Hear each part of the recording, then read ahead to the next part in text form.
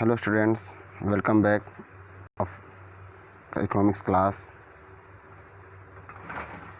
10th के chapter 2 sectors of the Indian economy यानी भारतीय अर्थव्यवस्था के क्षेत्र। बच्चों, आज हम लोग chapter names sector of the Indian economy यानी कि भारतीय अर्थव्यवस्था के क्षेत्र पढ़ेंगे। सबसे फर्स्ट है सेक्टर ऑफ इकोनॉमिक एक्टिविटीज़ यानी आर्थिक कार्यों के क्षेत्र। Let us look at these pictures. You will find that people are engaged in various economic activities. Some of these are activities producing goods, some other are producing service. These activities are happening around us every minute, even as we speak. How do we understand these activities? One way of doing this is to group them, classify them using some important criterion. These groups are also called sector. जैसे हम यहाँ पे बहुत सारे चित्र देख रहे हैं, तो इस सभी चित्र में देखते हैं कि बहुत से जितने भी लोग हैं वो सभी लोग किसी न किसी प्रकार के कामों में, किसी न किसी प्रकार गतिविधियों में इंगेज हैं यानी कि काम कर रहे हैं। इनमें से कुछ ऐसे लोग होते हैं जो किसी भी सामान का, किसी भी वस्तु का उत्पादन करता है यानी कि प्रोड्यूस करता है। कुछ ऐसे लोग होते हैं जो अपनी सेवाओं को दूसरे के सामने यानी कि अपनी सेवाएं वो देते हैं। अब वे जितनी भी गतिविधियां करते हैं हमारे चारों ओर हर समय, यहाँ तक कि जब हम बोल रहे हैं, अभी बात या पढ़ा रहे हैं, इस समय भी हर तरफ कोई ना कोई गतिविधियां होती रहती है।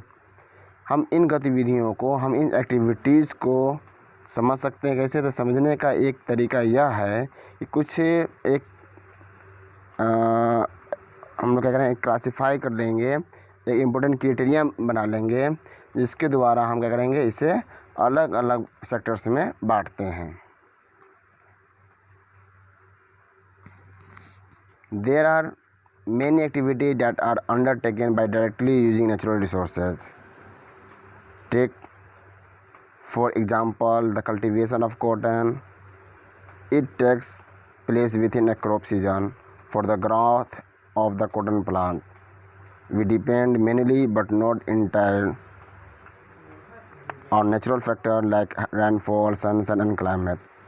प्राकृतिक संसाधन यानी कि जो जितने भी नेचुरल रिसोर्सेज से हम बहुत सारे प्रकार की गतिविधियां करते हैं। एग्जाम्पल के तौर पे कपास की खेती करना, जो कि एक ऐसा सीजनली क्रॉप है यानी कि किसी एक मौसम में, किसी एक सीज़न में ये होता है। अब कपास के जो पौधे जो होते हैं यानी कि हमारा जो कॉटन प्लांट्स जो होता है, उसे ग्रोथ करने के लिए हमें रेन की ज़रूरत पड़ती है यानी कि वर्षा की ज़रूरत पड़ती है।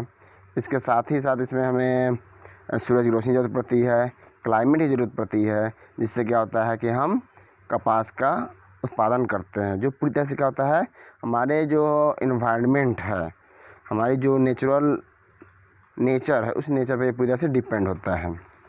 Similarly in the case of an activity like dairy, we are dependent on the biological process of the animals and ability it food etc. The products here, milk also is natural product. Similarly, minerals and ores are also natural product. When we produce a good by exploiting natural resources, it is an activity of the primary sector. अब दूसरा example लेते हैं, जैसे कि dairy हो गया। Dairy जो होता है, इसमें पशुओं को जैविक क्रिया यानी कि हम बायोलॉजिकल प्रोसेस के द्वारा हम जानवरों के भोजन का उपाय कराते हैं और फिर उससे हम दूध उत्पन्न करते हैं। इसके जैसा ही दूसरा देखते हैं तो मिनरल्स हो गया, किसी प्रकार का ओर्स हो गया यानी कि एश हो गया।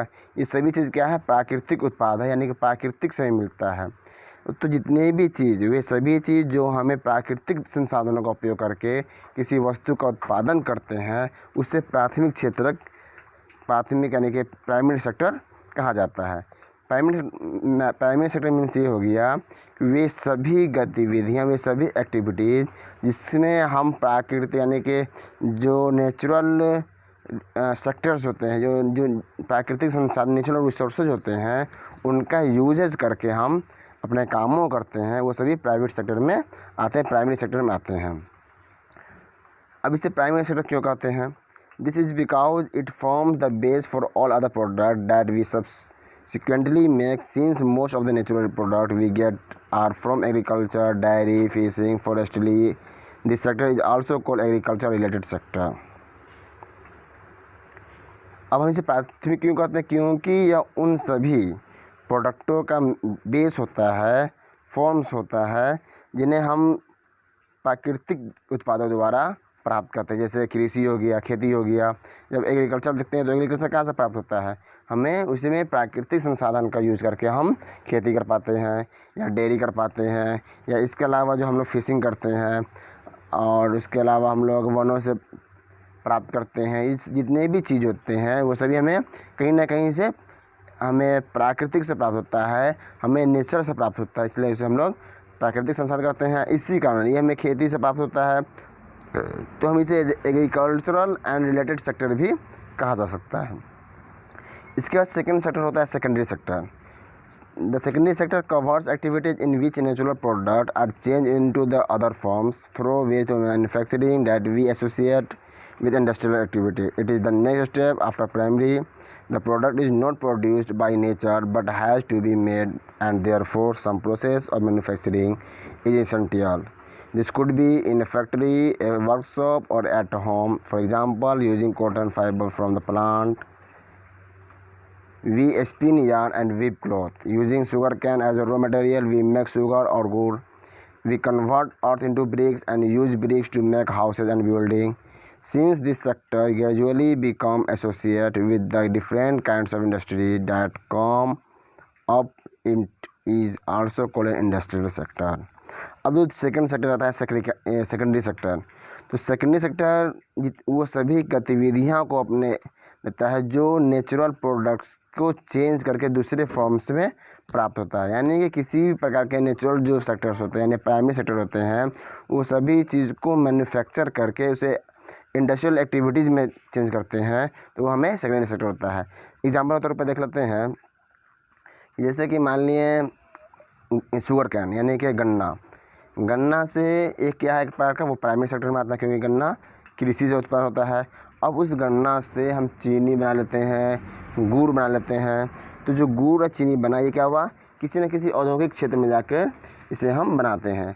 इसे हम लोग क्या कहते हैं, सेकेंडरी सेक्टर कहते हैं, क्योंकि ये क्या होता है, किसी न किसी से वो आपको औद्योगिक में काम आता है, फिर उसके बाद ये हमारा बन के तैयार होता है। जैसे कि मान लीजिए एक ईंट कहाँ से बनता है, तो मिट्टी से बनता है, और मिट्टी से ईंट बनाया जाता है, और ईंट से क्या करते हैं हम लोग घर बनाते हैं, मकान बनाते हैं।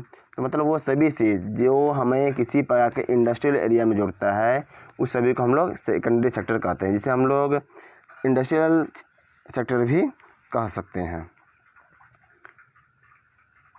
थर्ड है after primary and secondary there is a third categories of activities that falls under territory sector and है different from the above two. इसके बाद में प्राइमरी सेक्टर और सेकेंडरी सेक्टर के बाद तीसरा सेक्टर आता है टेरिटरी सेक्टर, जो जिसे हम लोग हिंदी में तीर्थक के क्षेत्र भी कह सकते हैं, जो फर्स्ट दोनों सेक्टर है उस सेक्टर से अलग होता है। These are activities that help in the development of the primary या सेकेंडरी सेक्टर। ये जो सेक्टर होता है ये हमें प्राइमरी सेक्टर और सेकेंडरी सेक्टर को डेवलपमेंट करने में, विकसित करने में ये मदद करता है। These activities by themselves do not produce a good but they are an aid और support for the production process. ये जो होता है ये किसी प्रकार के गुड को, किसी प्रकार के वस्तु को प्रोड्यूस नहीं करता है, बनाता नहीं, बल्कि उसे प्रोडक्शन के जो प्रोसेस होते हैं प्रोसेस में सपोर्ट करता है। जैसे कि goods that are produced in a primary और secondary sector would need to be transport by trucks और train and then sold in wholesale and retail shops. At a time, it may be necessary to store these godown. We also may need to talk other over telephone and send letter or borrow money from banks to help production and trade. Transport, storage, communication, banking, trade are some examples of tertiary activities. Since these activities generate service rather than goods, and tertiary sector is also called the service sector. Example तौर पे जब हम किसी भी माल का, किसी भी वस्तु का प्रोड्यूस करते हैं, उत्पादन करते हैं, तो वो प्राइमरी सेक्टर या सेकेंडरी सेक्टर से होता है। लेकिन जब वो उत्पादन हो जाता है, फिर उसे हमें एक जगह से दूसरी जगह ले जाने की ट्रांसपोर्ट की जरूरत पड़ती है, जैसे ट्रक हो गया, ट्रेन हो गया। फिर सामान बेचने के लिए होलसेल की जरूरत पड़ती है। किसी भी प्रकार के जब हम सामान होलसेल में डालते हैं तो उसे स्टोर करने के लिए गोडाउन की जरूरत पड़ती है। इसके अलावा जब हम सामान बेचना होता है तो एक दूसरे से बात करने के लिए टेलीफोन की ज़रूरत पड़ती है। फिर अगर हमें किसी प्रकार प्रोडक्शन करना होता है तो इसमें हम कर्ज लेते हैं, जिसके लिए हमें बैंक की ज़रूरत पड़ती है। यानी कि जितने भी ये सभी ज़रूरतें हैं, ये सभी ज़रूरतें हमारा टर्टियरी सेक्टर में आता है। जैसे हो गया बैंक्स हो गया, ट्रांसपोर्ट हो गया, स्टोरेज हो गया, कम्युनिकेशंस हो गया, ये सभी सर्विस सेक्टर में आते हैं, टर्टियरी सेक्टर में आते हैं, जिसे हम लोग सर्विस सेक्टर के नाम से जानते हैं। इसे हम लोग सर्विस सेक्टर क्यों बोलते हैं? क्योंकि ये जितने भी वर्क होते हैं ये हमें सेवा देता है। इसका मतलब ये हुआ सर्विस सेक्टर का मीन्स सर्विस सेक्टर मीन्स हो गया कि जब हम किसी प्रकार की सेवा देते हैं तो वो एक सर्विस सेक्टर में आता है। जैसे एग्जाम्पल के तौर पे एडवोकेट यानी कि वकील क्या करता है? वकील हमें किसी प्रकार का गुड्स को न तो प्रोड्यूस करता है न उसे सेल करता है। वो क्या करता है? अपनी एडवाइस को हमें देता है, जिसकी एडवाइस मान के हम अच्छे कर पाते हैं। तो ये जो एडवोकेट हो गया, ये क्या हो गया? एक सर्विस सेक्टर में आ गए। डॉक्टर हो गए, टीचर हो गए, इसके अलावा बैंकिंग सेक्टर हो गया, एटीएम हो गया। नहीं, वो सभी चीज़ जो हमें एक तरह से सर्विस देता हो, वो किसी प्रकार का गुड्स हमें नहीं देता होगा, वो सभी क्या होते हैं? सर्विस सेक्टर में आते हैं। Service sector also includes some essential service that may not directly help in the production of goods. For example, we require teacher, doctor and those who provide personal service such as washermen, barbers, cobbler, lawyers, and people to do administrative and accounting works. In the recent time, certain new service based on information and technology such as internet cafe, ATM booth, call center, software company, etc. have become important. हम लोग जो service sector है, इसमें कुछ ऐसे भी सेवाएं हैं जो प्रत्यक्ष, जो हमारे डायरेक्टली जो है वो हमें किसी प्रकार के वस्तुओं का, किसी प्रकार के गुड्स का प्रोडक्शन नहीं करता है, प्रोडक्शन करने हमें हेल्प नहीं करता है। जैसे कि टीचर हो गए, डॉक्टर हो गए, धोबी हो गया, कोबलर हो गया, बार्बर हो गया, इसके अलावा एडवोकेट हो गए। ये सभी जो होते हैं ये हमें पर्सनल सर्विस देते हैं, पर्सनल सर्विस प्रोवाइड कराते हैं।